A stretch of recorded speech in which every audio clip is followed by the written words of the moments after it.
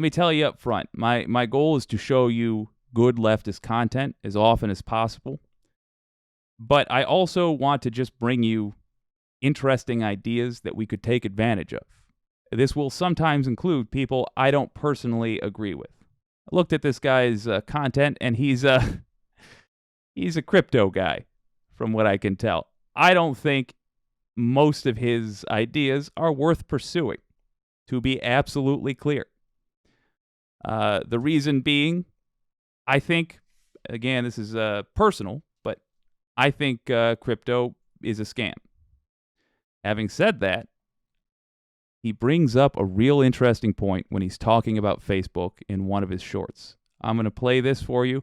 Link to his short is in the description. I would say, for if you want to start following this guy, take it with a grain of salt.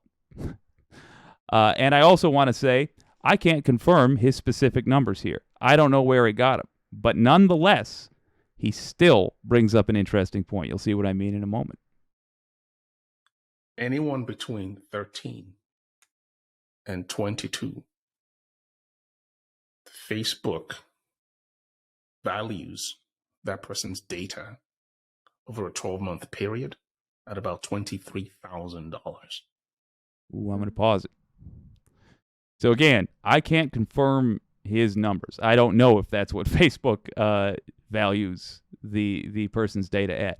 But I have to admit, I have not considered, previous to this video, how much money Facebook actually gets on a per-person basis for their data. It's worth further looking into.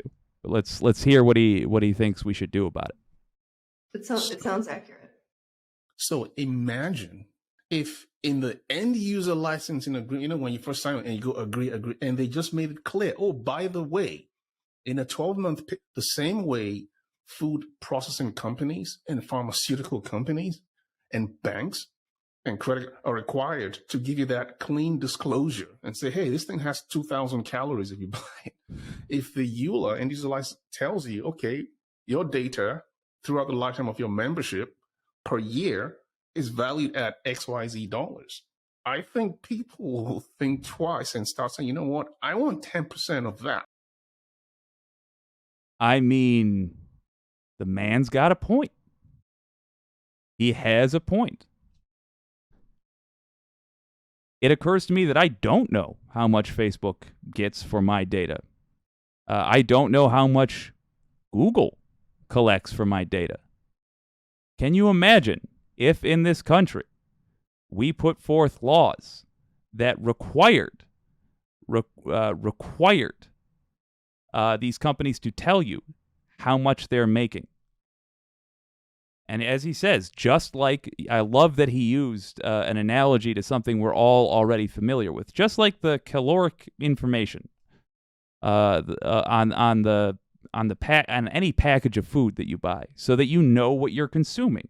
Similarly, I would love the idea of insisting that any company who wants to operate in the USA has to list how much they're making off of license or selling your data to here and there. Very intriguing. What can you do about it? You contact your representative. Say, this is something I'd like you to push for. Just like an artist coming up with what they're going to paint next. Your representatives, your legislators sometimes need inspiration to know what they are going to make a law about next. There is an area where we could use tighter regulations, for sure. And the idea that some of that money might come back into your pocket. You're essentially going to the company and saying, hey, all right, look, I get what you're doing. I understand. I'm not even saying you can't do it anymore. I'm just saying, let me wet my beak. Let me wet my beak a little bit. And my gosh, if a young person does have their info valued at $20,000, what do you say, $21,000? Imagine getting a $2,100 check, because 10% of that, say, goes to you. You literally get a $2,100 check at the end of the day. It's intriguing, worth looking into.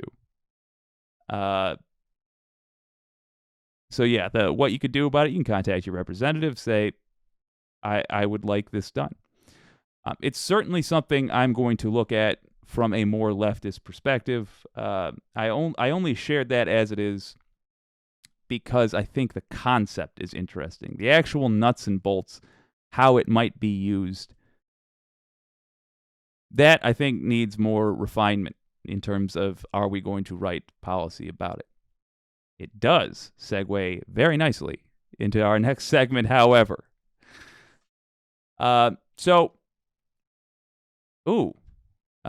Good Love PhD. Does that go for network TV? They have to tell you how much they sell ad time for.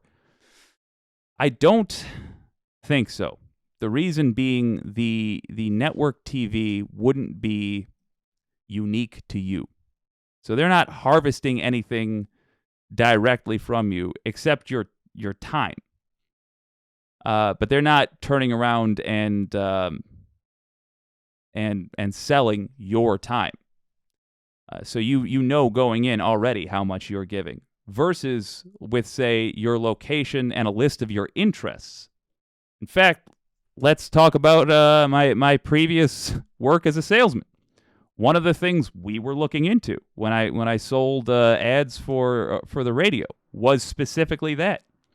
Geo-tracking, like using geo-tracking data and going into stores and saying, look, we can get someone's phone to ping every time they walk through your doors and give a list of sales you have that day. Or, in fact, every time they walk into your area.